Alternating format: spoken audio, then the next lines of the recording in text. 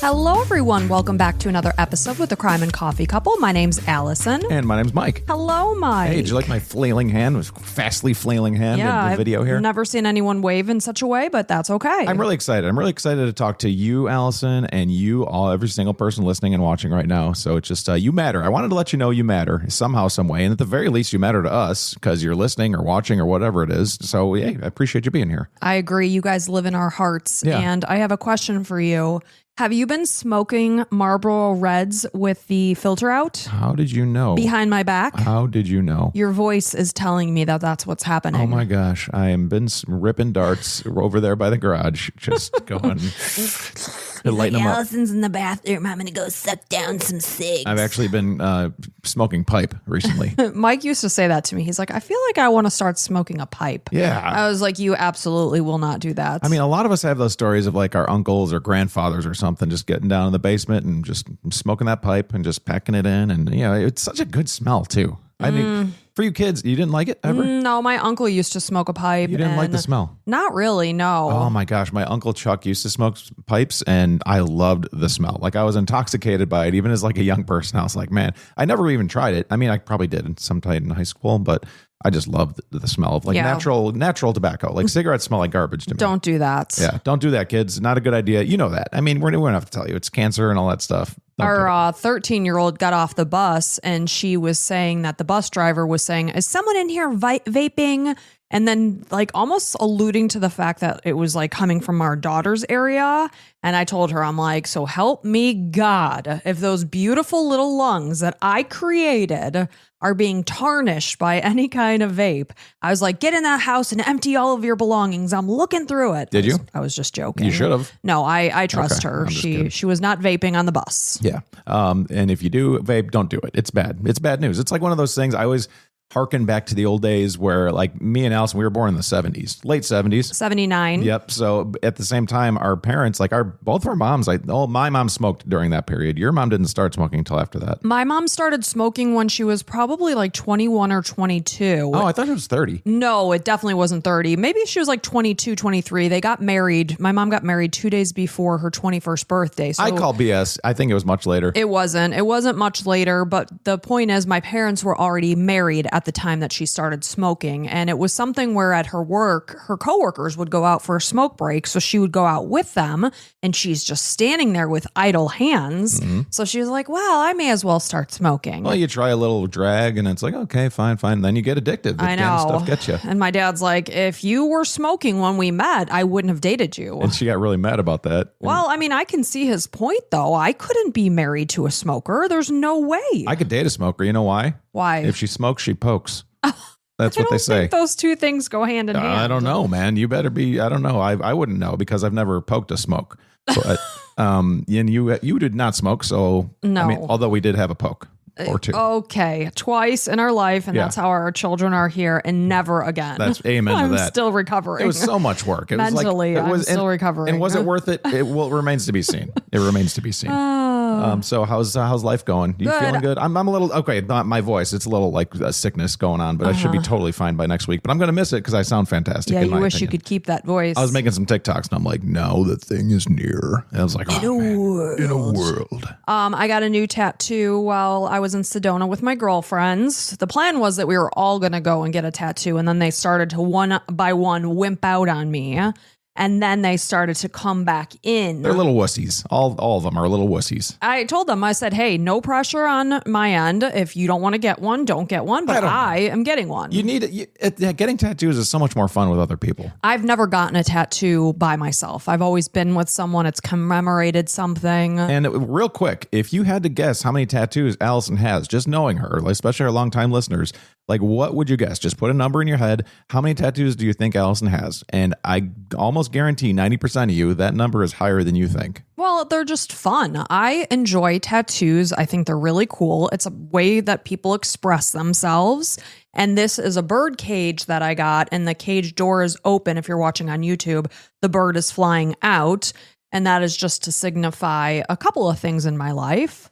One Flew Over the Cuckoo's Nest. Yes, I am cuckoo. We all know that. But the one thing is that I just celebrated my 3-year anniversary of not drinking alcohol. Congratulations. And so did Mike. And it just so happened. So I had been planning this tattoo in my Pinterest for, I don't know, at least a year, maybe 2. And it just so happened to fall on my 3rd anniversary when I got the tattoo. Not even planned, right? Yeah. And then the second thing is I've scaled back from my regular 9-to-5 job as a clinical dietitian to focus more on the podcast. I still do work there, but just not full time. Yeah. Thank you to you guys listening again. So you matter to us. You truly do. What a blessing. Awesome. You should be proud of yourself. Oh, thank you. Yeah. I really do like my tattoo, and I totally bonded with the guy that did the tattoo. It was called Destination Tattoo in Sedona, and they were top notch. Lovely. Because sometimes when I go into a tattoo shop, they act like I'm a basic bitch. They're like, oh how cute. Yeah, she's got her tramp stamp and everything. You want to get a cute little sun on your body? How cute. Yeah. Well, it's okay. That's their job, right? Otherwise, if they didn't have basic chicks like you, then they wouldn't have a job. But Maybe this place was so welcoming. They were amazing. So let's answer the question. How many tattoos do you have? I think I have 9. 9. Sounds about right. Yeah, I think so. And your first one came at like 16 years old? Yes. Wow, My she mom got had to inked up. come. Yeah. And sign. And it was so weird. I was talking to the guy, and this was in Illinois, and he was telling me that it's painful. And by the way, I don't mind the feeling of getting a tattoo. It's almost like therapeutic to me. It's almost like I relish in that pain. Oh, it makes a lot of sense. So he grabs my hand out of the blue. And again, I'm only 16, and he takes a push pin and rakes it down the top of my hand. That's not right. It was so messed up. It started bleeding. I had a scar in that location for probably about a year. Why'd he do that? He wanted to show me what it would feel like to get a tattoo. Oh, I'm about to feel what it's like because you're going to get a tattoo. And now you assaulted me, you piece of garbage. So I'm talking my tattoo was healed in maybe a week or so, and I was left with a scar for about a year. What a garbage. Messed up. Yeah. Yeah. Terrible. Don't get tattoos, kids. Tattoos are awesome. You should get them, kids. Oh, gosh. Me and our daughter, she will be 14 by the time this episode is released because her birthday is coming. But we're already thinking about our matching tattoos. I'm going to come out and say it. I'm not a huge tattoo guy. Well, you do have one tattoo. I don't know if we've ever talked about it on this podcast. But Mike, where is that tattoo? On my right butt cheek, it is a C for the Chicago Bears. And if you search the internet enough, you can find it. I posted it somewhere, I think on a Bears forum somewhere, so you can find it. And I don't know if anyone wants to see that. Yeah, there's probably little hairs sprouting out of it and stuff. It's nothing great. It's not. I mean, it's on my butt. Oh, you have I'm to a mammal. explain what happened when you went in to get the tattoo and he quoted you a price. Yeah, I will. So, first of all, I'm sorry I'm a mammal. Secondly, when I got my tattoo, me and my friend went in. It was just like something stupid. Let's get a bear tattoo on our ass. We're like, all right, cool, let's do it. We go in, we get a quote. He's like $50. We're like, all right, cool. And he's like, where's it going? And I was like, right butt cheek. He's like, oh, that's 80. Yeah, that's like what I think it was less 70 or maybe I think it was from 50 to 80. Okay, so 80. And so like that's what it was, but I didn't hear that. He said that to my friend. I never got told that. So my friend gets tattooed and then it's my turn. I get tattooed and he's like, all right, $80. I'm like, you said 50. He's like, no, man, 80 for the handling charge. I'm like, no, you never told me that. Sorry. So I'm not paying you $80. You told me 50. You told my friend 80. You didn't tell me 80. I would have said no. So that seemed very unpunprofessional. 100%. Like it's skin. Like, it's skin. Yeah. Get over yourself. It's not like on my butthole. Like butthole maybe because you got like, I don't know, just like dirty things. Oh yeah, for sure. But no, you just had to like kind of pull your pants to the side. Your whole ass wasn't out or anything. No, I show it like at bars all the time. So if you ever see me in public, go ahead and ask me Mike for it. will show you. 100%. Yeah. So if you're watching on YouTube, you'll see that we have our Christmas tree up. It's our black podcast Christmas tree. Christmas time is here. Oh, we did that last time. Sorry. But it is. I love Christmas, man. I'm so glad to be done with stupid Halloween. I love Halloween. And Charles, our skeleton, is hanging out in the tree. Yeah, man. He's just. Oh my God. You almost knocked the tree. I'm very large. There's not a lot of room here. So I'm sorry.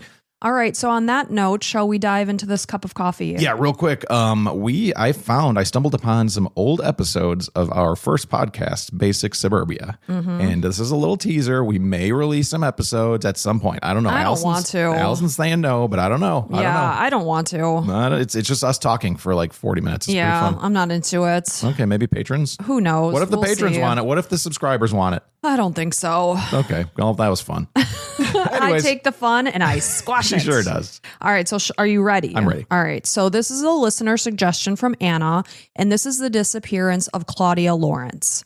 So 35-year-old Claudia Lawrence was last seen on Wednesday, March 18th, 2009, before she truly seemed to vanish into thin air. So more than 16 years have gone by, and in those years, she has missed major milestones. She has missed celebrating both her 40th and 50th birthdays.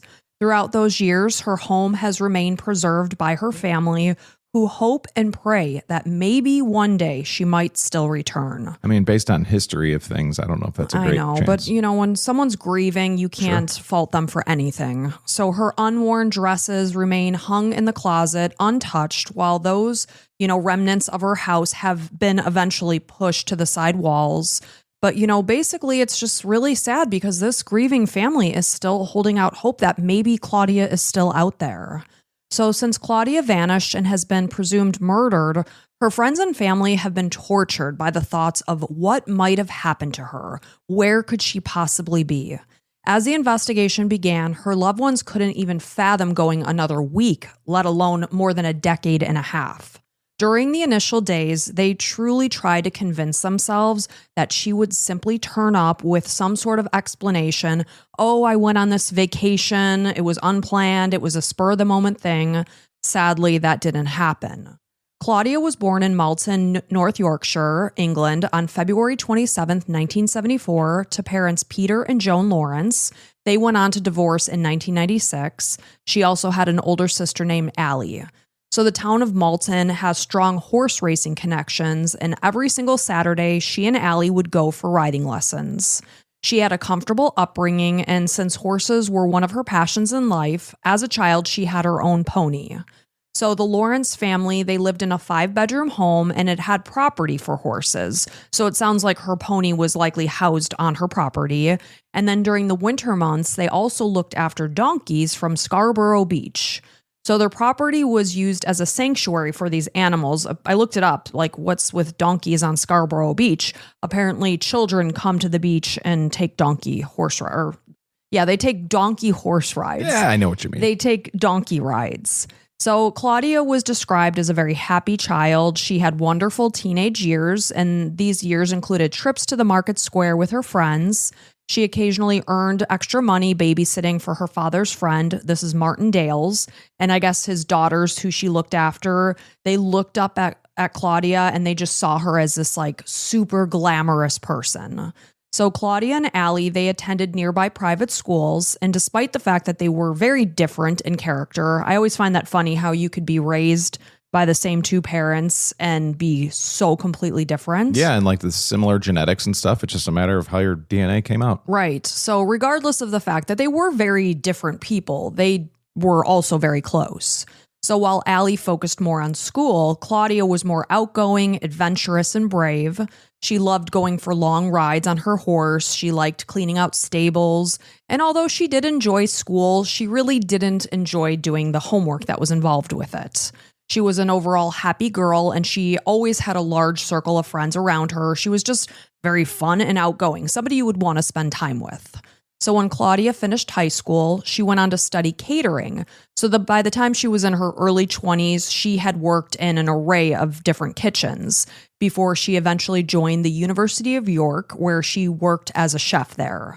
So according to Joan, her daughter was very well liked among her coworkers. So Claudia was the type of person that she was single, she was young, she didn't have children. So she would be that person to step up during the holidays and offer to cover shifts that other people didn't want to work, like Christmas or Thanksgiving. She was happy to do that. And, that's such a gift to a coworker that has a family and wants to be there on Christmas morning to open gifts with her kids. So despite the long hours and the demanding work, Peter indicated that his daughter was extremely happy with her career choice. So since she was working in York, Claudia decided to relocate to the area in order to be closer, since she didn't want to make the 18-mile or 29-kilometer commute during the winter months. She wasn't into winter. She didn't like snow in general. It's dangerous, man. I've crashed a car before in winter ice. Oh, it is so scary. When we first got married, I would drive from where we lived in Naperville, Illinois, up to DeKalb, Illinois, through these like wintry farm fields along the interstate. And these trucks would come whizzing by me. I thought for sure I was going to die on that road. So I cannot blame her for that. So she purchased this tidy 2-bedroom, kind of like a cottage, but it was a terraced home in 2007, and it was adorned with a green door, and it was situated on the outskirts of the city center at 46 Hewitt Road. So the area where Claudia was now calling home is a mixture of homes, a post office, a primary school, as well as a church, and she lived only 4 doors down from a local pub that was called the Nag's Head. So it was so close, she could just pop over a few doors and be there. Yeah, big pub culture in the UK. Yeah, so she became a regular at the establishment, and she would often use it as her meetup spot for friends and dates or whatever. So Claudia was only a 10-minute drive from her job at Goodricke College of the University of York on their Heslington campus. But at the time, her old Vauxhall Corsa car was in the shop. So right before she disappeared, she had actually been walking to work rather than driving. And the last time she was ever seen was Wednesday. This is March 18th, 2009. So on this day, it was on Wednesday, March 18th, 2009. This is a day when cameras captured her leaving work at 2:31 p.m. So she was spotted at various locations along her 45-minute walk home. Later that night, she spoke with her father on the phone right around 8 p.m. And then after that, she spoke with her mother at about 8:23 p.m. So while she was talking to her mom, they were discussing Mother's Day. And when Joan spoke with her daughter, they had both been watching a British reality house hunting show called Location, Location, Location. So since the show was being filmed in Harrogate, where friends lived, they were just chatting about that. And when Joan later spoke with investigators, she indicated that their conversation was completely normal. Claudia sounded fine. Nothing was amiss. So it wasn't until Thursday evening when anyone started to realize that something might be wrong. And this on Thursday evening was when Claudia's friend Susie Cooper was sitting waiting for her arrival at the Nag's Head. They had planned to meet up for a cider that evening, as they very often did. So when she didn't arrive as planned, Susie sent her friend a text, and she was just joking that she had been stood up because at the time she wasn't at all concerned. She did call her friend. It went straight to voicemail. So again, Susie wasn't concerned. She just assumed that Claudia might have had like a rough day at work and maybe she had fallen asleep and forgot to charge her phone. So Susie just so happened to be off of work that week. So she called Claudia again the following morning, and just like with the night before, the phone call went straight to voicemail. So she continued to do this, call her, go to voicemail, and this was really out of character for Claudia. She was usually very readily available. So as time continued to tick by on Friday, Susie started to get more and more concerned. So Susie, Claudia, and their friend Jen King, they had all met up at the Nag's Head. That's where they formed their friendship. And this happened in 2006. And in those 3 years, they had just formed this super, super tight bond where they talked a lot. So several nights a week, they would meet up at the pub. And if they weren't together, they were either texting each other or talking on the phone. So that's just setting up a picture that Claudia was always readily available to her friends. They would talk to each other about how their days were going. If someone was having a rough time, they would say, hey, let's pop over to the pub. Let's have a drink and we'll talk about it. So since Susie and Claudia were such close friends, they often referred to one another as sister rather than calling each other by their names. So, obviously Susie realizing that something is off in her friend's life is highly, highly distressing to her. So according to Jen, Claudia was a very simple person. She was very easy to please. She'd occasionally go shopping for a new top. She might pop over to the pub. She might spend some time with her horse, listen to music, but she really didn't care about materialistic items. That just wasn't important to her. She loved a good vacation. She loved spending time in the sun and getting a tan. So because their friend was so predictable in schedule, when Susie and Jen weren't able to reach Claudia, they knew something wasn't right. So when they were unable to reach her on Friday into the morning and in the afternoon, finally Susie called Peter to let him know what was going on. And he immediately drove straight over to his daughter's house. And when they entered Claudia's home together using Peter's key, because Claudia's home was locked, they were scared of what they might find on the other side of that door. They just played out various scenarios in their heads as to what could have happened. Did she fall down the stairs? Did she hurt herself? Did someone come over and attack her? But once they found themselves inside, they found absolutely nothing out of the ordinary. So Peter and Susie saw Claudia's slippers. They were placed neatly by her door, where I guess she typically left them. Her bed was made, breakfast dishes were stacked in the sink, and jewelry that she always removed after work was sitting on her chest of drawers. So the kitchen, which was situated next to the bathroom, held her toothbrush and the draining board. But her chef's whites, which she carried in a backpack, as well as her cell phone, were gone. So despite the fact that, yes, her jewelry was on her chest of drawers and her purse and her bank cards were there, as well as her passport, the picture they saw in Claudia's house was suggesting that maybe she left for work on Thursday morning. Yeah, why else would her work stuff be gone? But Right. the jewelry, like every single piece of jewelry, basically. Like kind of like I'm picturing you, like like you'd always put on rings and bracelets and everything. Yeah, so I am not a very big accessory person. I keep the same earrings in all the time, but I take my rings off every night before bed, except for my sleep ring that I use. So I do wear my rings to work. However, Claudia working with food, I don't know. Did she wear her rings routinely while she was cooking with food? So it might have been that the establishments didn't allow jewelry, like you can't have fake nails and all of that stuff. So I'm not sure in terms of the jewelry how often she actually wore them to work. Nobody does selling better than Shopify. Shopify is the home of the #1 checkout on the planet. And the not-so-secret, with Shop Pay that boosts conversions up to 50%, meaning way less carts go abandoned and way more sales going through. So if you're into growing your business, your commerce platform better be ready to sell wherever your customers are scrolling or strolling. On the web, in your store, in their feed, and everywhere in between. Businesses that sell more, sell on Shopify. Upgrade your business and get the same checkout that Skims uses. Sign up for your $1 per month trial period for 3 months at shopify.com/Westwood1, all lowercase. Go to shopify.com/Westwood1 to upgrade your selling today. Shopify.com/Westwood1.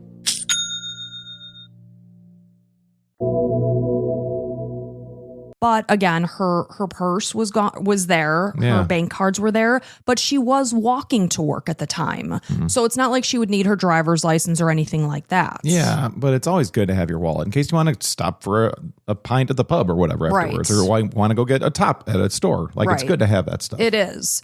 So although used bleach and brown hair dye was found in the bathroom, her hair straightener was gone. So later information indicated that Claudia did occasionally take her hair straightener with her to work. It may have been inside her backpack. So when Peter contacted the university, he learned that his daughter had not shown up for her scheduled shift on Thursday morning at 6 a.m. So after she was a no-call, no-show, her boss did call her phone, but after it went straight to voicemail, he basically took no further action. So not only had Claudia missed work on Thursday, but also on Friday. This was something that was highly, highly out of character for her. Yeah, she's gone. She's not there anymore. Which I find to be a distressing piece of information, because if you have a coworker and you know they show up every shift like clockwork, and all of a sudden they're not showing up and you can't get a hold of them, I feel like it's your duty to do something about it. Yeah. She's not a flake. Like, she's a good worker. Right. She's always there. Like, this is definitely something's up. You should at least contact somebody about it. Right. I mean, that'd be the nice human thing to do, unless you're a piece of garbage. They didn't do that. Good. So hearing this information, Peter walked outside. He sat alone in his car and he dialed 999 at about 2 p.m. to report his daughter missing. So within hours, Hewitt Road was teeming with police. The 150 to 200 police officers that combed every inch of the route that she would have taken to work only made the desperation in Peter's heart that much more. So he recalls the situation just feeling so incredibly surreal, like he was in some sort of nightmare. So meanwhile, Joan had been staying at the weekend at Allie's house. She was staying with her young family in Derbyshire, when she got a call from Peter on Friday afternoon. And she was absolutely stunned to hear him say, Claudia's disappeared. She couldn't understand, though, at the time why he would have automatically assumed that she'd disappeared before previously contacting her or Allie to say, hey, have you heard from Claudia? Did she talk to you? Did she tell you she was going somewhere that I'm not aware of? But I will say the fact that she didn't show up to work on Thursday and Friday, she did not inform her boss or her coworkers that she was not going to be there. That, I think, alone made Peter feel something's not right, paired with the fact that she didn't show up for that cider to meet Susie. Yeah. So Allie, her sister, thought it was weird that her dad. No, not Allie. Joan. Joan, the ex-wife, mom. yeah. Oh, okay. Peter's ex-wife / Claudia's mom. Okay. She's like, why are you jumping to conclusions before you've even had a conversation with me or Allie about it? Yeah, I mean, maybe he knows his daughter enough. It's like, okay, she didn't show up, she wasn't there, she's gone somewhere. That was my thought process. Yeah. Just hearing that she didn't call or show up to work was enough for him to think that something was wrong. So knowing that the first 72 hours of a person's disappearance are the most critical hours, investigators wasted no time at all. Of course, we know now that she didn't show up for work on Thursday morning. A lot of time has already passed by at this point in time. You're basically over the 72 hours. Right. So, or at least 30 some odd hours. Yeah. So the intensity of the searches that were held in and around her house. No, that night, Wednesday, and the Wednesday night at the pub. No, it was Thursday evening that she didn't show up at the pub. Oh, okay. But she did not show up on Thursday morning at 6 a.m. for her scheduled shift. Peter is calling Friday at 2 p.m. So from somewhere between Wednesday night, she had spoken to her mom at around 8:23, and then she was a no-show at work at 6 a.m. on Thursday morning, if that makes sense. Yeah. So basically, the point is they immediately began an investigation. They were looking in and around her house. And, the police from the North Yorkshire Police Department, they knew that they were working against the clock. They had to hurry up and see if they could find information quickly. So despite the fact that the search began without delay, Joan feels that there were a lot of mistakes in the initial investigation. She feels that officers were not equipped to handle such an extensive case. So 2 days after Claudia's disappearance, the North Yorkshire Police, they made its first media appeal. And then during the second appeal, when it was released, they had a much more worried tone. I think maybe initially they were holding out hope that maybe Claudia took an impromptu trip or something like that. A press conference was arranged for Monday while a high-ranking officer had been assigned to the case. Chief reporter Mike Laycock decided to feature Claudia's story on the front page of Monday's paper since his gut just told him that her disappearance wasn't a typical missing persons case. So the following day, Detective Chief Inspector Lucy Pope told journalists that she feared that Claudia had been abducted. Peter stood alongside her as she spoke. He was visibly distraught, understandably, as he described the situation as living in a nightmare. Claudia's case struck a chord in York. This is a tourist city that's known for its Viking heritage and Gothic cathedral. Everyone just was so befuddled. How does someone just go missing? So they wanted to get updates. They wanted to share their own theories as to what might have happened to her. Like we're all thinking right now, there's answers. It's probably like in my head, it's probably somebody she knew, and maybe it wasn't. If it wasn't, it was somebody in her building or somebody that lived near her that was looking at her for a long time. Like there's so many things, but go ahead. So Claudia's case was assigned to one of North Yorkshire's police most senior officers. This is Detective Superintendent Ray Galloway. And it quickly became one of the biggest cases that the force had dealt with in several years, maybe ever. So posters of Claudia's face and information, they were just plastered around the city, while officers combed through the underbrush. They checked nearby streams, waterways. They spoke with neighbors. So after Claudia's home was searched, investigators deduced that it was not a crime scene since there was absolutely no sign in the house that suggested some kind of altercation or a struggle or foul play. So since the last text that she received was from a male friend who lived in Cyprus, this is an island in the Mediterranean Sea. This is a place that Claudia loved. She had vacationed 5 times before. They started to initially wonder if maybe she secretly went to live there. But you're talking about somebody that was close to her parents. The night before she vanished, she was just chatting with both of her parents on the phone. Somebody like that doesn't just go over to Cyprus to secretly live there. Right. That seems very far-fetched. Well, they're looking at any possibility. And I get that. However, this idea was quickly dismissed since her bank cards as well as her passport were found sitting in her house. So since Claudia did not own a computer, she did not utilize social media, she didn't use the internet on her Samsung D900 phone, she left very few digital clues as to her whereabouts. Unlike smartphones, nowadays, her phone did not track her location. However, she had always been very responsive to text messages and phone calls. So according to her cell phone records, she texted someone on Wednesday evening at 8:27 p.m., but then she failed to respond to a text that she received about 45 minutes later at 9:12 p.m.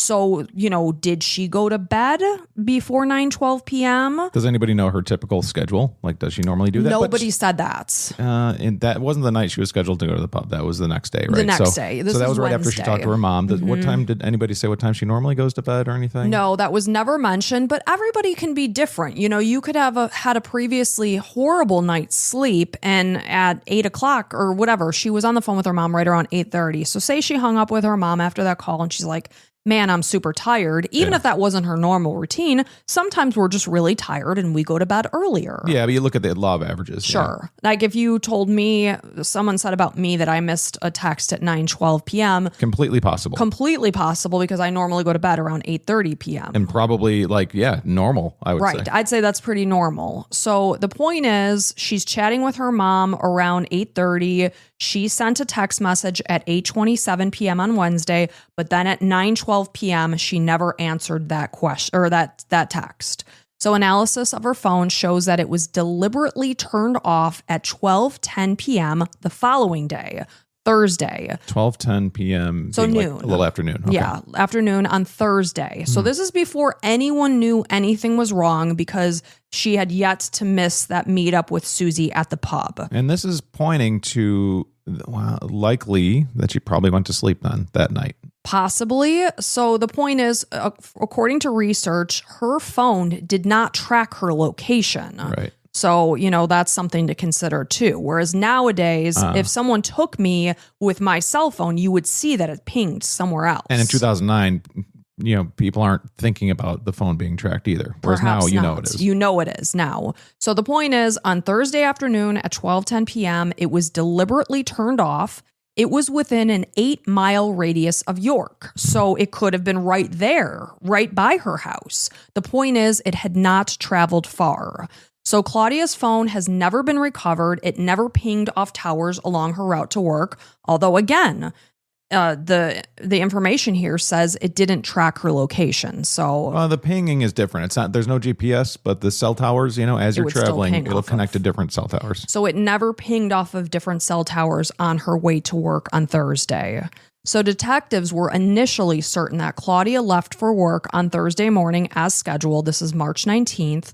And believe that something happened to her along her 45-minute walk between Hewitt Road and Goodrich College. This is a distance of about 2.9 miles or 4.7 kilometers. It's a long way. It is, and that's why it would take her upwards of an hour. Yeah, and if she does it every day, then, somebody looking to get her would know that she does that. She didn't do it normally, but it was because her car was in the shop. So I don't know how often she would do it if her car was in functioning order. Sometimes people like to start their day with a good solid walk, and then they don't have to hit the gym that day, because in total, there and back, it's close to 6 miles. Yeah.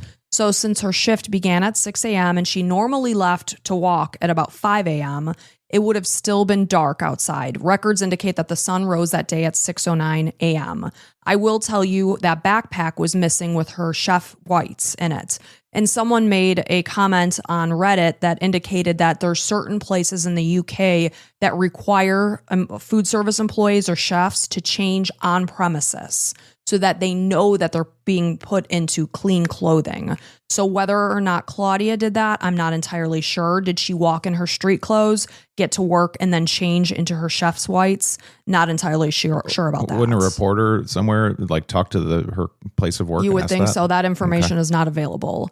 So a number of witnesses came forward, including a cyclist who saw a woman that Thursday morning that was matching Claudia's description. She was talking to a man who was later dubbed by police as the left-handed smoker. The witness saw him near the electricity substation at Melrose Gate Bridge at about 5:35 in the morning. Since the man wore a dark hoodie, his face was hidden, so the cyclist couldn't say what he looked like. The area in question was an 11-minute walk to her house, and from that location, it would have taken Claudia another 37 minutes to walk to work, meaning she would have arrived at about 6:12 a.m., making her late for her 6 a.m. shift had this woman in question indeed been Claudia. So the location wasn't as far as Melrose Gate Shops, which had CCTV cameras. This is cameras that depicted Claudia walking home only the day before in the afternoon. So this suggested that she never made it that far on foot on Thursday morning. Another witness came forward and indicated seeing a man and a woman who were arguing on a grass verge next to a car on University Way, right around the time Claudia was set to start her shift at 6 a.m. Despite numerous appeals, the identities of both of these couples were never discovered. So although no body had been found, there was no crime scene, there was no suspect. 6 weeks after Claudia disappeared, the investigation was reclassified from a missing persons case to a homicide investigation. Wow. And the reason they did this was because there was zero proof of life. Right. There was nothing to suggest that Claudia was still alive. So Joan sadly learned about this detail while she was watching a news report, which honestly seems really crappy to me. You don't say you're taking a missing persons case and scaling it to a homicide investigation without further, previously talking to the parents. That just seems very callous to me. That's garbage police work. So that just gave her an absolute shock because in her mother's heart, she's holding out hope that her daughter is still alive. So Joan was highly critical of the initial investigation, as I mentioned earlier. She said that officers used a photo of Claudia she had blonde hair in the photo. And this was not up to date with what she looked like at the time that she went missing. What the hell? Whose choice was that? I don't know. So at the time that she went missing, she had dark brown hair with auburn streaks. So even after Joan pointed out this error and offered a more up-to-date photo, they continued to use this image of Claudia with blonde hair for the next 4 years, according to what Joan said. So not only did she feel that, she wasn't kept in the loop as to what was going on, Joan also indicated that investigators hadn't done a forensic search of her cottage for 6 weeks. I think very quickly they looked around the cottage and they determined that it didn't look like a crime scene. So I think because of that, it took them 6 weeks to say, you know what, maybe we need to do a deep forensic dive into this cottage. Well, then I'm curious, did they find anything there? So the thing was, in the initial days of Claudia's disappearance, they believed that she left for work on Thursday morning, and that's when something happened to her. That's what it feels like. So that's how it initially started. That does change. Yeah, that's how I'm feeling your story's going. So Joan also said that in the 5 years that Detective Ray Galloway was in charge of the case, she met him only a total of 15 minutes, which to me seems strange. Yeah. Like, this is the lead investigator of a missing persons case, which is then deemed a homicide case. And the mother of the missing person has only met this detective one time for 15 minutes. It's interesting. She said he never expressed his condolences. He never bothered to ask Joan questions about who her daughter was as a person, what her hobbies were, what was she like. Because I think learning about what a person was like in life kind of suggests how they could have potentially died. Well, it gives you clues and you can put together a profile and kind of see what could have happened. So as the weeks went by, the police seemed no closer to figuring out what happened to Claudia. They hoped that maybe CCTV footage that was released in mid-May, which depicted a man near Claudia's home on the morning of her disappearance, maybe would provide a critical clue. So this man in question could be seen walking down Heworth Place. So this is an area that was off the main road, and it led to the area behind the row homes where Claudia lived. So this was at 5:07 a.m. So he's walking towards an alley behind her house. And then just over a minute later, he reappeared, possibly carrying a bag over his shoulder, and then he joined the main road again. So I don't know if there's 100% certainty. Did the man have the bag all along, or did he pick it up after he walked behind Claudia's house? That's unclear. The image isn't crystal clear. It's possible he had the bag, you just couldn't see it. So there's no footage at all of Claudia obviously being taken from her home or even of her leaving her home had she been abducted on her way to work on Thursday morning. The cameras that are situated near Claudia's home, they were angled to monitor traffic flow rather than at residential footpaths or garden gates. They didn't depict the front of Claudia's walkway or her walking route to work. So had she been approached close to home or had she been taken from her home, it would not have been captured. So Galloway told the York Press that the man's action that was seen at 5:07 a.m. on the morning that she may have gone missing, he said that the guy's actions just seemed strange. He urged the person in question to come forward in order to be excluded from the inquiry, although this person has never been identified. It's kind of crazy that the police haven't identified any of these people. Like the two people arguing, the one with the black hoodie and a girl talking, like you haven't found these people. Like How they haven't could come they, forward. though? No, because they would come forward. Like if you Right. found enough leads, like the information's probably there somewhere. I'm sure Right. they reached out to somebody at some precinct somewhere and was like, oh yeah, that was me and my husband arguing or me and my boyfriend. Because people want to hear and help, right? Right. So And it's like, Claudia's case was huge. yeah, and it's like, that was not Claudia, that was me and my boyfriend. So, people would probably want to come forward with that information. You would think. I'm sure the lead is somewhere. I just think they didn't do it. That's what I'm possibly. So say you're the person in the footage and you are just wandering behind Claudia's house at 5:07 in the morning. Maybe you wouldn't come forward because you'd be afraid that you'd be implicated. Yeah, that's a distinct possibility because they want to nail somebody, especially in the United States. That'd be probably dangerous to do, I would say. And I don't know. That'd be hard. Yeah, that'd be, especially you're like, oh my God, I was behind her house. I was just looking in the garbage bin or something, or picking up some cocaine from my friend, or whatever reason it might be. You're like, yeah, it probably somebody walking around at 5 a.m. in an alley probably isn't doing the great things, I would guess. One never knows. Yeah. So detectives also announced that they were trying to find the identities of two men seen at Claudia's front door 1 week before she vanished. One man looked toward the downstairs window while the other looked up at the first floor window. I mean, that's creepy. Yeah. So one of them was described as standing around 5'5" with a distinctive long, thin face, He's just a little guy. a pointy nose, and dark circles under his eyes. Is he a human rat? And I also don't understand how it was that clear when the footage isn't very crisp. That's How weird. could you tell that he had dark circles under his eyes? And a pointy nose. Like in what, 2009? These Yeah. images are probably super grainy. I saw the stills of like the man in question that was walking. You would never know if he had dark circles under his eyes. So I don't know. The other man in question was of a heavier build at about 5'7", and he was wearing a waist-length jacket and jeans. Just like before, these two men have never been identified. Oof. But why are they lurking around Claudia's home? Yeah, it's definitely worrisome. Why are they looking at her windows? Nobody does selling better than Shopify. Shopify is the home of the #1 checkout on the planet. And the not-so-secret, with Shop Pay that boosts conversions up to 50%, meaning way less carts go abandoned and way more sales going through. So if you're into growing your business, your commerce platform better be ready to sell wherever your customers are scrolling or strolling. On the web, in your store, in their feed, and everywhere in between.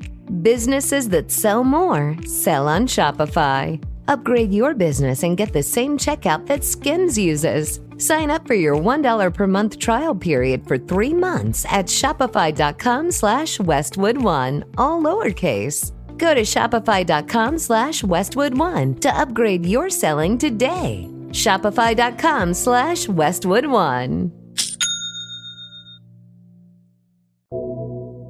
So in June, this is 3 months after Claudia vanished, the lead detective told BBC Crime Watch that investigators were focusing on Claudia's romantic life, which is appropriate. 100%. That'd be one of the first things I'd look at. Right. So Galloway wanted to know who she was seeing, if she had a boyfriend, if anyone had been paying unhealthy attention to her. That she had a boyfriend a year ago and somebody's jealous and whatever. And there was reports that she may have spent the night at a man's place shortly before she vanished.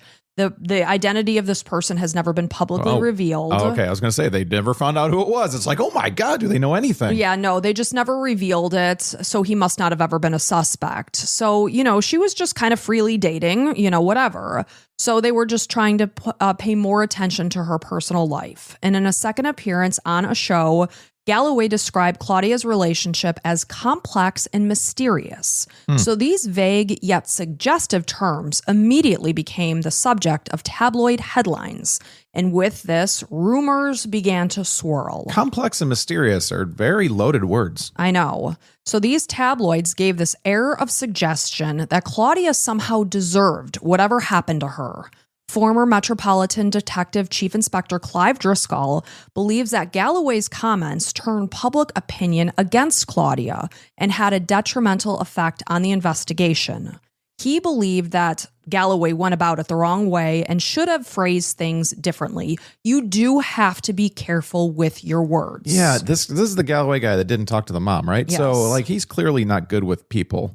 He's probably shouldn't be in the position he's in. I mean, I hate to say it, but you have to have some people skills. Right. And you know, the unfortunately. media will grasp on to any little crumb that they can Yeah, because they want to eyeballs. sensationalize Sure. things. So according to the National College of Policing's murder investigation manual, if you find out how a person lived, you'll find out how they died.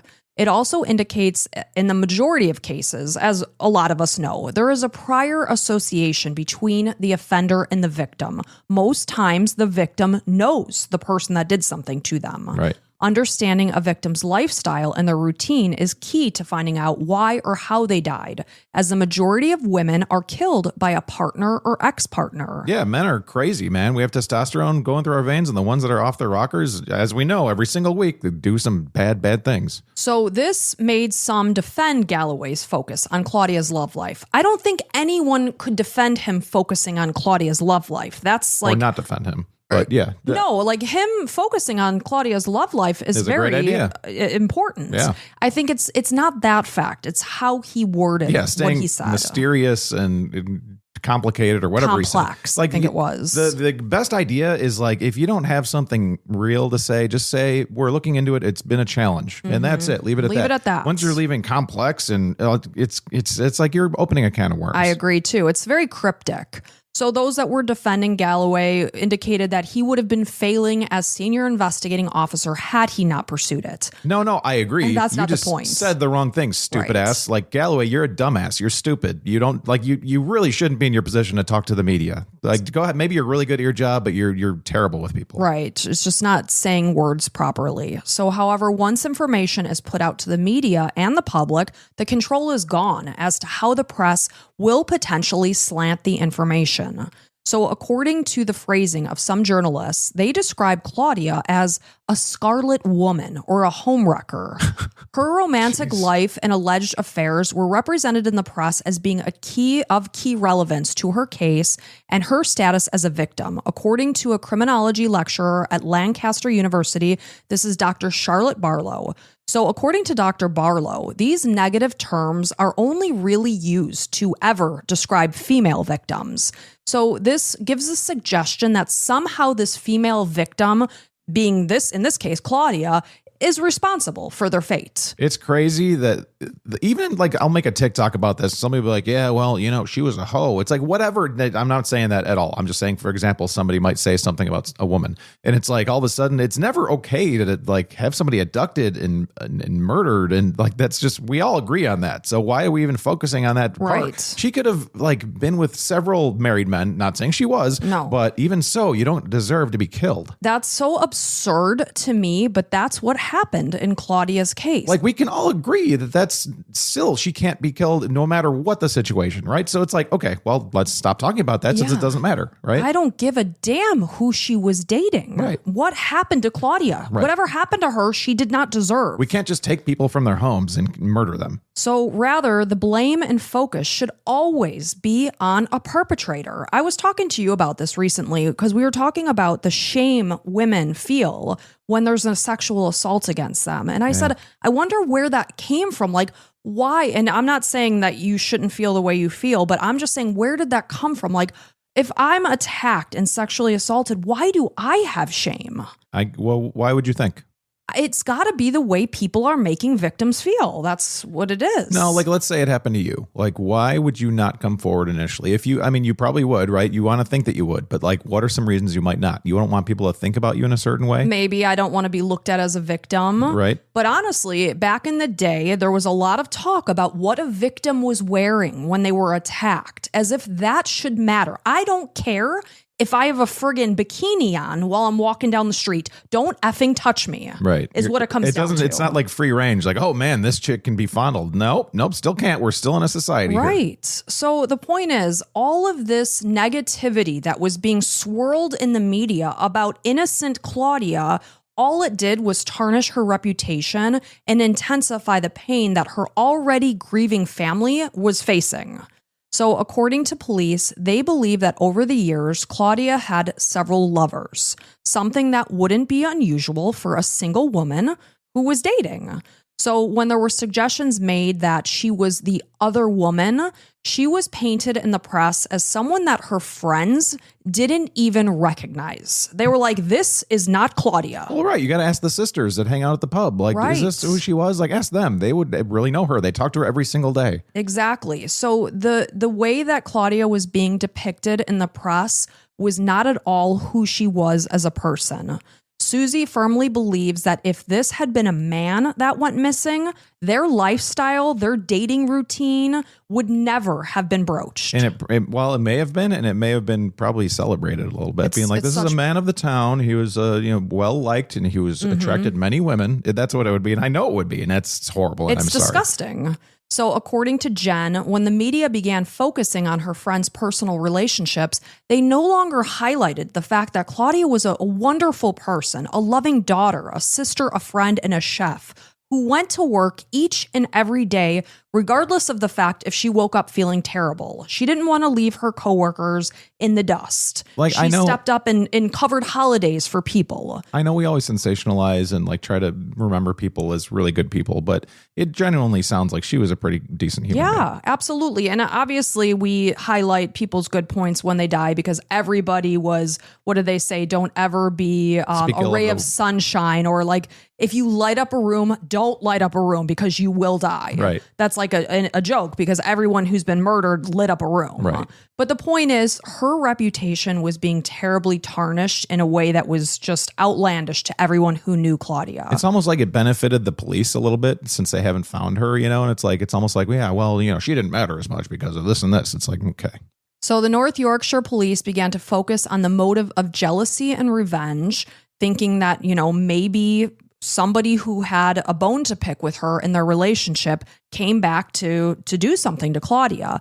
They thought maybe it was someone she met at the Nag's Head because it was 4 doors down from where she lived. She did spend a lot of time socializing there. Absolutely. And this included men going on dates and things like that. That's where people go to meet people and talk, Right. especially culturally in the UK, that the pub, that's like the local place to hang. And like if you're in town from somewhere, you go to the pub and go meet some people and you're drinking and talking and a lot of socializing. Right. And sometimes when you're a single person, it only makes sense to get your bite to eat at the pub rather than grocery shopping and cooking. It's more expensive than even just grabbing something to eat there. Talk to your friends and then you might meet the love of your life. Who knows? Right. So the establishment was not just a pub, but it was also a hotel, and bed sheets were taken by authorities while regulars were interviewed, but nothing came of this.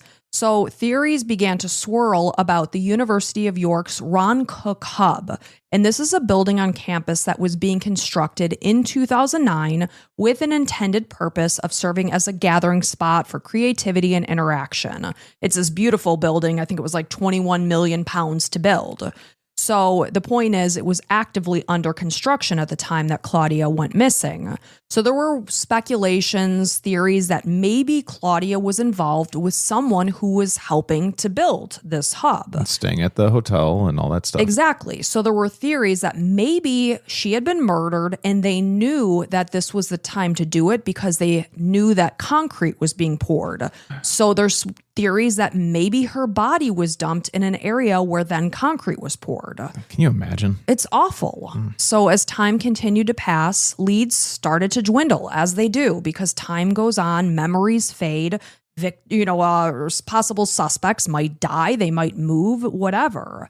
So as time continued to go on, the force scaled down the investigation in July of 2010, and then by the following February, Crime Stoppers withdrew its 10,000 pound reward, which I personally feel is really shitty. Well, they probably had to put it to another case that was more likely to be solved, perhaps. It's not like they have unlimited money, right? Yeah, I get it, but I don't know. It just kind of makes it feel like Claudia is no longer important at this time. It's a tough situation. So according to Galloway, he remained haunted by Claudia's case and speculated that he could have potentially unknowingly spoken to her murderer. Of course. Very possible.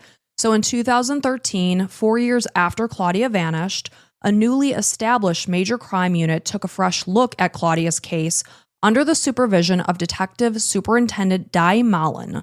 So he completed his review of Claudia's case for the North Yorkshire Police and concluded that the person or people responsible in her disappearance were likely very close with her, likely part of her everyday life. Yeah, I mean, I'm not any part of any secret force or anything, but that's the first thing you think of. It's like somebody in her inner circle, somebody she knew, somebody that was targeting her. So it was either well planned or there was a large element of luck that allowed them to get away with it, meaning they were somehow not spotted on any CCTV. It's like they knew where the camera footage was. They knew to grab her at this place. Or just so happened wherever they grabbed her, there was none. Right. Well, that would be the element of luck. So he feels that they were probably helped by the fact that some that were close to Claudia withheld key information. I'm not talking about Susie or Jen, but just people in her lives just didn't come forward with information. They felt that they were holding back from something. So Mallon's team spent 2 years digging up new leads and theories, the most significant of which considered the idea that whatever happened to Claudia happened on Wednesday, March 18th, 2009, rather than what the initial investigators believed, that what happened to her happened on Thursday while she was on her way to work. Those whites being gone, like her clothing, that just reeks of her going to work. Like, Right, I mean, it does. That's such a, I don't know why else they would be gone. And you could say the murderer took them to make it look like she went to Right. work, but like who the hell would think that far ahead? Like most of these murderers are idiots, so they barely get away with things. I don't know. Especially if it's a crime of passion. Yeah. Like if the person came over to Claudia's house not intending to murder her, but then they got into an argument and snapped, Yeah. Then they would have time though, because Well, there's time. It's just, would you think that far ahead? I mean, if you want to cover up a crime, you Wouldn't you need take to. her like credit cards and stuff too? You would think. So Clive Driscoll also supports this theory and feels that it's more likely that she came into harm overnight rather than in the morning after she left for work. So the point is, we don't know. Did it happen on Wednesday after she hung up the phone with mom? They're chatting about location. She never responded to that text message at 9:12 p.m.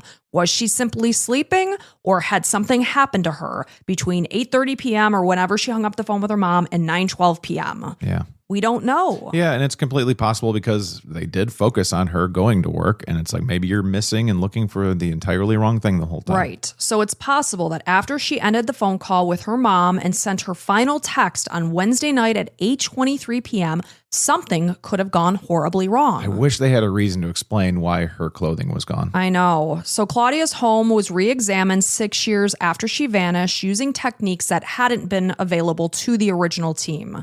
So this turned up fingerprints and DNA that remain unidentifiable to this day. But you think about all the people that went through her home after she'd been missing. Yeah.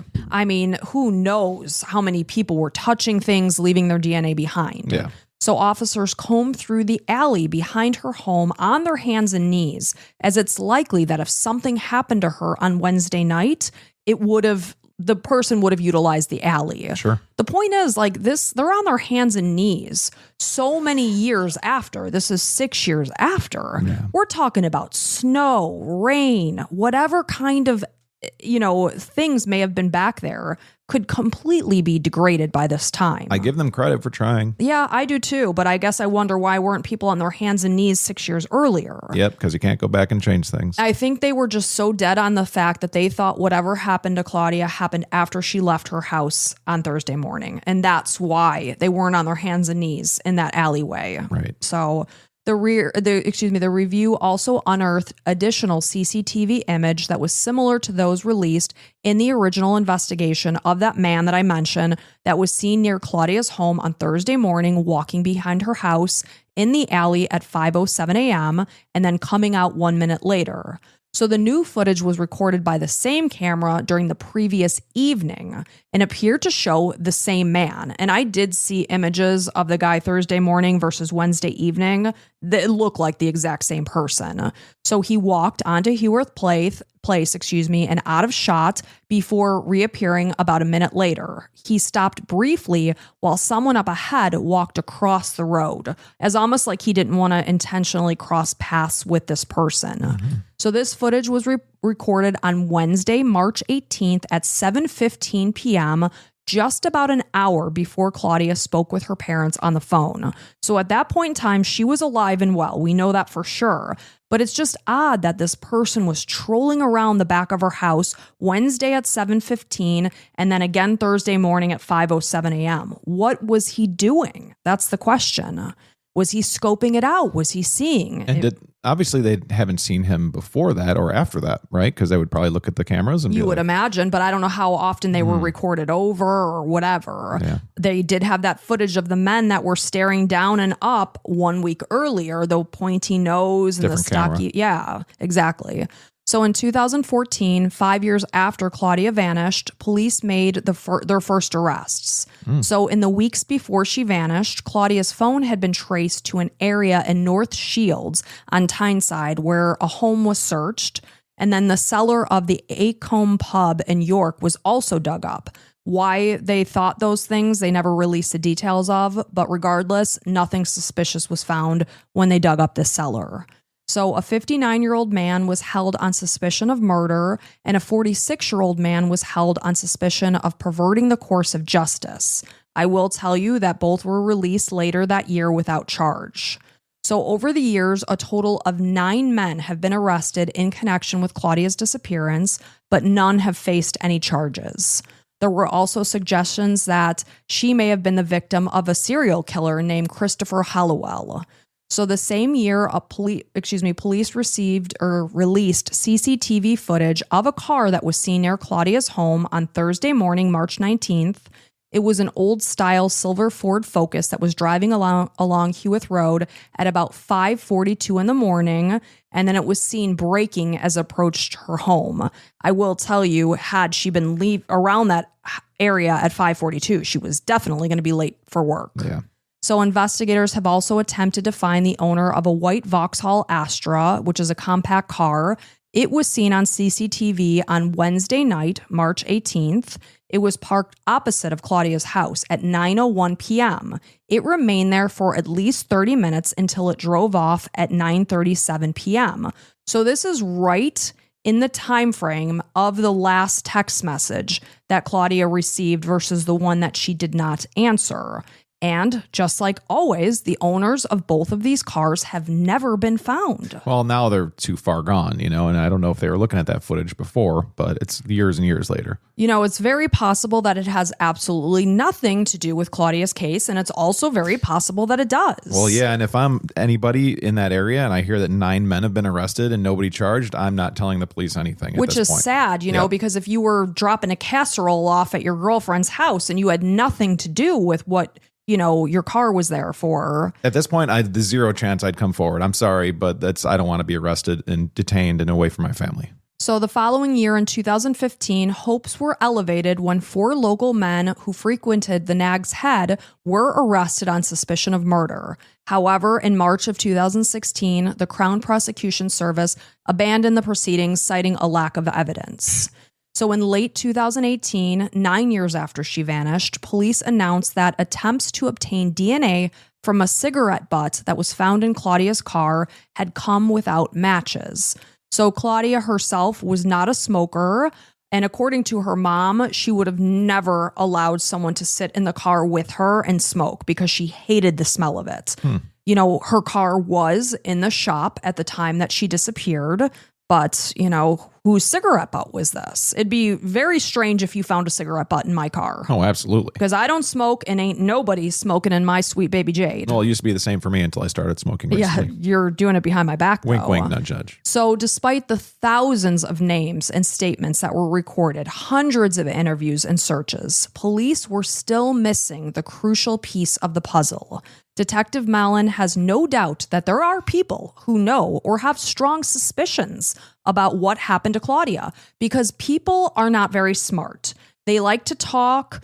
You know, they might get intoxicated one night and spill something. Especially the pub culture. If it's Yeah. anything to do with the pub, somebody probably came by and once said something, whether it's that pub or somewhere else nearby. Like, come forward with any idiot that said something about it. Right, but for whatever reason, they're not coming forward. Maybe they're afraid that they might come into harm's way. Yeah, because you arrested 9 people. So obviously you're happy to arrest anybody that might have something to do. Like, maybe do better police work, man. That's crazy. Like, just me not even knowing about this, there's no way I'd come forward. I said it again. That's crazy. So as it stands, Claudia's case is in what is known as a reactive phase, meaning that it will only be reviewed if new information comes to light, while Chief Inspector Clive Driscoll believes that the case would benefit from an independent review, possibly a different force, because it's always good to get someone else's perspective, you know, a fresh set of eyeballs on it, maybe think of something that this other team didn't think of.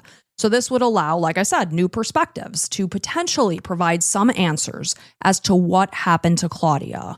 So as a decade went by with no answers, those close to Claudia remained in agony. Peter successfully campaigned for Claudia's Law, which allows families to manage a missing relative's finances and property, including his own daughters. Because of his work, he was appointed OBE, which is Officer of the Most Excellent Order of the British Empire, and this is an award that is given to someone who has made a significant local or national impact. So Claudia's friends grapple with the thought that they may very well know the person responsible for whatever happened to her. And because of this thought, Susie has become withdrawn. She finds social situations impossible. She has pushed people away, likely because she doesn't want to get close to anyone so that maybe they could just leave her or disappear. You know, it's just got to be so tormenting to know that your best friend just vanished and you have no idea what happened to her or who is responsible. You look around, it could be anybody. I would assume you'd get pretty paranoid. Yep. So according to Joan, she refuses to believe that her daughter is dead because she doesn't have this cutoff feeling. And when she wakes up and she checks the forecast, she thinks of her daughter. When it's a snowy day, she knows that Claudia wouldn't have liked it because she hated the cold. When she wanders through a grocery store and she sees tulips, this is Claudia's favorite flower, she thinks of her. She refuses to give up hope that one day she will find out what happened to her daughter. Claudia would have celebrated her 51st birthday in February of this year, 2025, a time when a new officer, Detective Superintendent John Sygrove, took over as senior officer for the investigation. Despite the passage of so many years, Sygrove urges anyone with information to come forward, as it's never too late to do the right thing. Every new piece of information is carefully investigated, and according to the North Yorkshire Police, they will never give up on the search for the truth. Claudia's disappearance in 2009 prompted the largest and most complex missing person case in history within the North Yorkshire Police Force. For 16 years, her family has felt pain and despair, not knowing where their daughter or sister is. Sadly, Peter Lawrence, Claudia's father, he passed away at age 74 in February of 2021 without ever knowing what happened to his daughter. And Joan is now in her 80s, and she describes her life without Claudia as a sentence that she never fathomed could go on for this long. The podcast Answers for Claudia has uncovered new details about Claudia's disappearance, including the fact that the backpack that Claudia was last seen wearing was found by a woman who had been out walking her dog days after Claudia vanished. So the bag was sitting beside a tree stump near River Tees at Ingleby, Barwick. So this is about 40 minutes from York, and it contained, because a lady looked inside the backpack, it contained foil-wrapped sandwiches. So when the woman saw an article about Claudia that included the description of her missing backpack, she realized, oh my goodness, that's the backpack I saw sitting there. She went back to that location. The bag was gone. Now we have no idea. Is it 100% Claudia's bag that woman saw? Who knows? Did she normally bring tin-foiled sandwiches to work? Not these that I are know questions of. that need to be asked. Yeah. I don't know. So Answers for Claudia released its first of 13 episodes on April 30th, 2024, with the most recent episode released on August 18th, 2025. It's a podcast that's hosted by journalist Tom McDermott. So to this day, Claudia's home on Heworth Road remains frozen in time, preserved in hopes that she will one day return. And that's just the sad fact that her family is just suspended, not knowing. Anytime you lose someone you love, there is major grief associated with it, but to have someone vanish without a trace and not have any idea what happened to them. Were they taken from their home? Were they abducted by a stranger along the way? Were they poured into concrete? Are they still alive and being held captive somewhere? That has to be a horrible kind of hell that I can't even imagine. So there is no judgment at all towards Joan, who wants to keep her daughter's home preserved, thinking maybe one day she'll come home. And that's just so sad to me. So it's kind of interesting. And this is another sad side, but people are breaking into Claudia's home. There's been at least 3 break-ins, one as recently as September of 2025. Well, they all know nobody lives there, right? Yeah, and then there's just like little things that Joan will see. Like there was a little ticket stub on the floor that she knows wasn't there. Some of Claudia's undergarments have been messed with. There's been tapes that have been moved and set on a dresser that they weren't there before. Things shifted around in her closet and that sort of thing. So when Joan returned to her daughter's home recently with Tom McDermott for the podcast, they found a secret loft in January of 2025. So this loft was found above clothing behind closed or closet doors. So when Tom went inside, he found yellow insulation material as well as a table leg. So he passed this information on to John Sygrove, not knowing, did the police even know that this room existed? So Joan is just very apprehensive about investigators, and she really feels hesitant for them to search her daughter's home again unsupervised. She feels that they've previously failed her. So, she has her reasons for feeling the way she does. Sure. So officers did tell Tom that during the initial investigation, they used a camera device to take a quick look inside this secret loft. They never actually went into it. It might have nothing to do with Claudia's case, I but would guess nothing. Probably not. Yeah. So the podcast also heard from a woman who is going by the pseudonym Lucy, and she indicated that she was in a previously abusive relationship, and during an argument with this man over papers regarding a property, he threatened her, and he said, "Sign the effing documents, otherwise I will get the gypsies to come and get you. They'll feed you to the pigs. There won't be any evidence left of you because the pigs will eat everything, including the bones, just like what they did to Claudia Lawrence." So the woman also claims that it is her ex-partner who was the mystery man seen on CCTV outside of Claudia's house on the night that she disappeared. Although the footage is hard to make out, she says she is 100% sure because she recognizes his distinctive-looking stooped walk. Is I it could see that. possible? Possibly. This woman also seems like she's got a lot of things to say, so it's interesting. So Joan has remained in her home in Melton because Claudia knows her address. She knows her phone number, and she hopes that one day her daughter will come home.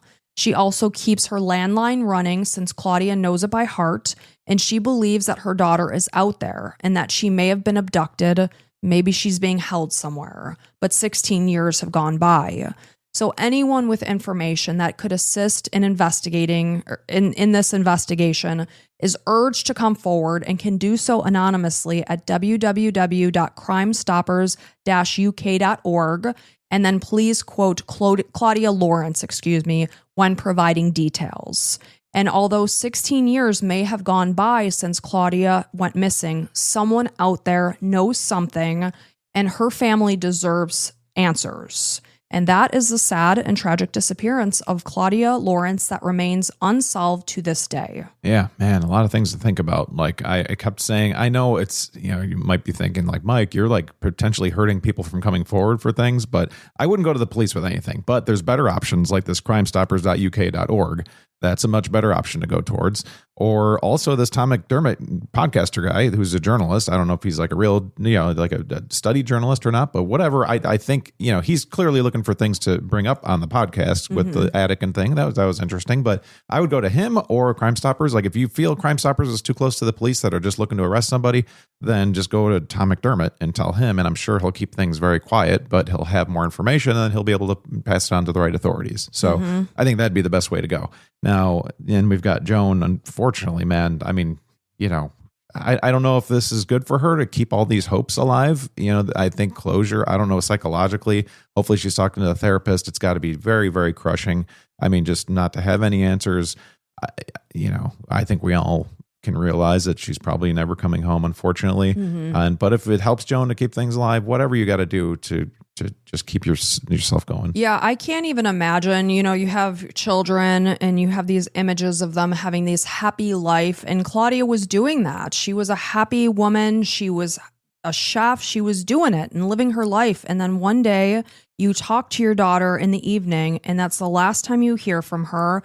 She just vanishes. They don't truly even know. Did something happen to her Wednesday night after she hung up the phone with her mom? Or did it happen on Thursday on her way to work? It's got to be Thursday on the way to work. Those whites that she had to wear to work, I think that's got to be it. I don't know why. It's just, maybe I'm wrong. I don't know. But it's so terrible. I mean, just such a cool girl that's just young and got her whole life ahead of her. And how many stories do we tell like this? Just end so terribly. Yeah, just sad. So I just hold out hope that one day they'll get answers as to what happened to Claudia, where she is. Maybe she could be laid to rest and her parents or her mom now, who's in her 80s, could have some sense of closure if closure exists. I don't know, but at least to know where Claudia is. Yeah. And I don't know if you're curious at all, but I Googled like why would a victim not come forward? And they said, number one is the brain under trauma often creates confusion and self-blame. Like, why didn't I do something? Maybe I somehow let this happen. I wish that couldn't be the case. I wish we could like change the way that it's like a person who's attacked by someone is never at fault. It's always the attacker that is at fault. Absolutely. And no one should feel shame. Easy for me to say. Well, stories like this bring it up. It's like now we're dragging her name through the mud because maybe she had a good time and was young and fun. Like, yeah, and she had every right to be out dating. Absolutely. Like you're single. I mean, maybe you shouldn't be dating married men, which we don't know if she did or not, but either way, whatever. Yeah. So, and then most victims predict they'll not be believed because maybe alcohol was related. The perpetrator was someone they knew.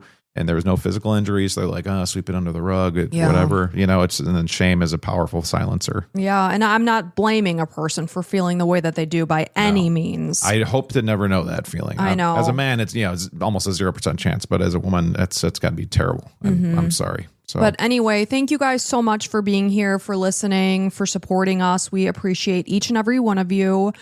We have bonus content every single Wednesday. There's a new episode. If you would like to hear those episodes, you can join us over at Apple subscriptions or Patreon. Yep. And also, if you wouldn't mind leaving us a 5-star review over on Apple. And maybe tippy type a couple words in there too. It's the very bottom. I think you scroll to the very bottom of Apple Podcasts and just like there's stars and then it says submit a review or something like that. You could type tippy tappy, hello, these guys are cool and fun. Listen to them right now. Subscribe. Make sure you're subscribed to us too. That'd be great. And if you want to watch us over on YouTube, we would greatly appreciate that too. Yep. So thank you guys so much. And until next time, bye.